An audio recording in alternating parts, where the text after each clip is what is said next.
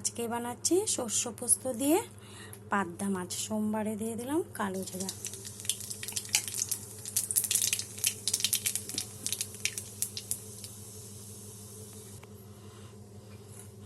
আর এখানে আছে 10টা কাঁচা লঙ্কা, একটা বড় সাইজের টমেটো আর মিডিয়াম সাইজের একটা পেঁয়াজ, সব একসাথে পেস্ট করে নিয়েছি।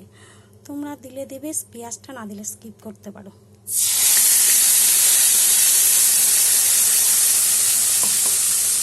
আর এখানে আছে আধা চামচ হলুদের গুঁড়া, 1 চামচ ঝাল লঙ্কার গুঁড়া, টেস্টের জন্য অল্প চিনি আর 1 চামচ লবণ দিয়ে দিলাম।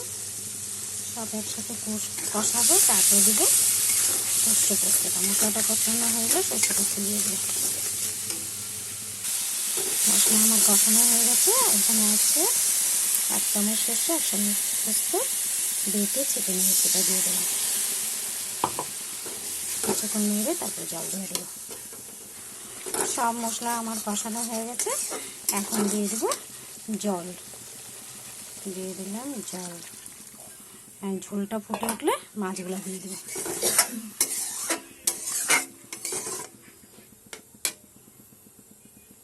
ঝোল আমার ফুটে গেছে। এখন এখানে 300 গ্রাম পাবদা মাছ আছে আর 2টা বেগুন আগের থেকে ভেজে নিয়েছি। মাছ আর বেগুন এটা এখন আমি দিয়ে দিলাম।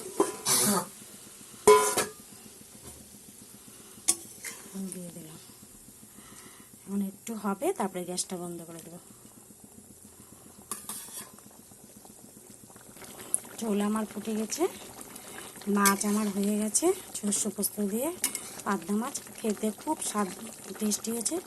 তোমরা এরকম করে বানিয়ে খেয়ে বলবো কেমন হয়েছে। কালারটা দেখছো কি সুন্দর হয়েছে, কালারটাও খুব সুন্দর হয়েছে। অসাধারণ একটা রেসিপি, ভাতের সাথে খেতে, গরম ভাতের সাথে খুব ভালো হয়। লাইক করবে, কমেন্ট করবে, সাবস্ক্রাইব করে বেশ পাশে থাকবে। লাইক, কমেন্ট, শেয়ার আর সাবস্ক্রাইব করে পাশে থাকবে। Thank you.